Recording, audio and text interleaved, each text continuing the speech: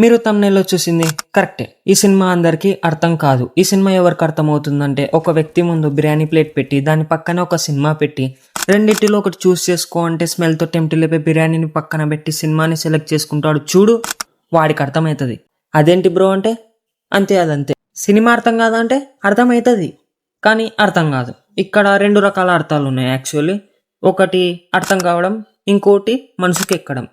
ఒక క్యాజువల్ ఆడియన్ ఈ సినిమాని చూస్తే ఏదో చేశారు, నేను చూస్తున్నా, సినిమా అయిపోతే పోతా అని అనుకోవచ్చు.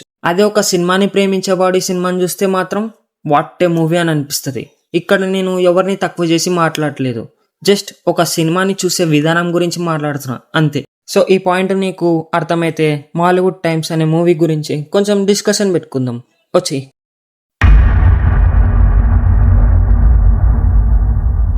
మూవీ చూడడం స్టార్ట్ చేసిన అప్పుడే ఇది వచ్చింది.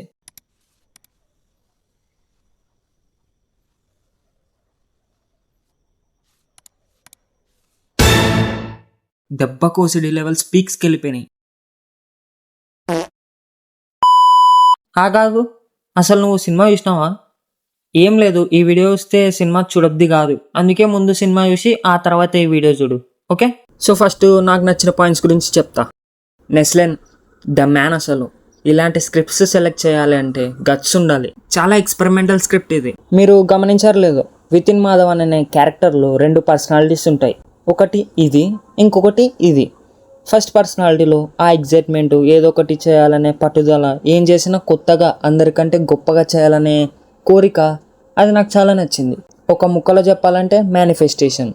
స్క్రీన్ మీద చూస్తుంటే చాలా బాగుంటుంది.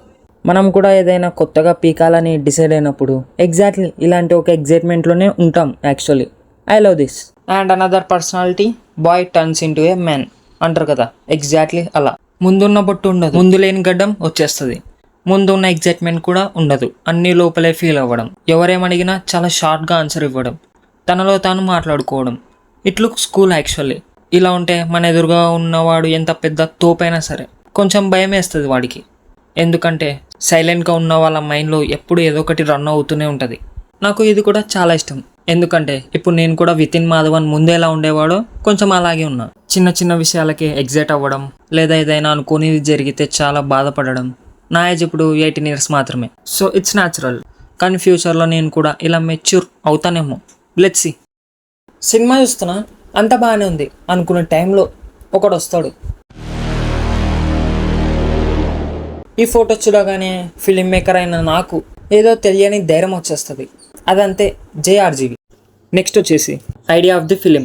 ఈ సినిమా ఐడియా నాకు చాలా రాగా అనిపించింది. ఒక రకంగా చెప్పాలంటే ఫిలిం ఇండస్ట్రీ యొక్క డార్క్ సైడ్ గురించి చెప్పే సినిమా ఇది. చెప్పా కదా, ఈ సినిమా తీయడానికి మేకర్స్ అన్ని తెగించే అడుగు ముందుకేశారు. ఎందుకంటే ఇలాంటి డార్క్ రియాలిటీని మూవీగా తీయడం చాలా కష్టం, అది కూడా మాలీవుడ్ ఇండస్ట్రీ గురించే మాట్లాడడం. నాకు అది చాలా నచ్చింది. బై ది వే, ఇది ఒక మాలీవుడ్లోనే కాదు, మ్యాక్సిమం ప్రతి ఇండస్ట్రీలో జరిగేదే. ముఖ్యంగా ప్రొడ్యూసర్స్ని బేస్ చేసుకొని ఒక సెటరికల్ పాయింట్ని చాలా బాగా ఎవాల్వ్ చేశారనిపించింది. అండ్ నెక్స్ట్ మాట్లాడుకోవాల్సింది ఫ్రెండ్ క్యారెక్టర్ గురించి. ఏదో ఫ్రెండే కదా అని ఈ క్యారెక్టర్ని నెగ్లెక్ట్ చేయలేదు. ఇన్ఫ్యాక్ట్ ఈ క్యారెక్టర్ని చైల్డ్హుడ్ నుండే 1 or 2 scenesలోనే ఎస్టాబ్లిష్ చేశారు. లైక్ వితిన్ మాధవన్ వాళ్ళ తాత గారితో సైంటిఫిక్ బుక్స్, మూవీస్ గురించి మాట్లాడడం. ఇలా ఎస్టాబ్లిష్ చేసి ఒక పాయింట్ దగ్గర ఫ్రెండ్ కూడా నేను ఫిల్మ్ మేకర్ అవ్వాలనుకుంటున్నా అంటాడు, అవుతాడు కూడా. So he has a nice character. And ఇక్కడ చూడండి, ఇట్లాంటి ఐడియాస్ పేపర్ మీద క్రింజ్ అనిపించవచ్చు, కానీ ఎగ్జిక్యూట్ చేసే విధానం కరెక్ట్గా ఉంటే మ్యాజిక్ క్రియేట్ అవుతుంది. ఇలాంటివి చాలాసార్లు యూస్ చేశారు అండ్ అది మూవీ నరేటివ్ టోన్కి సెట్ అయింది.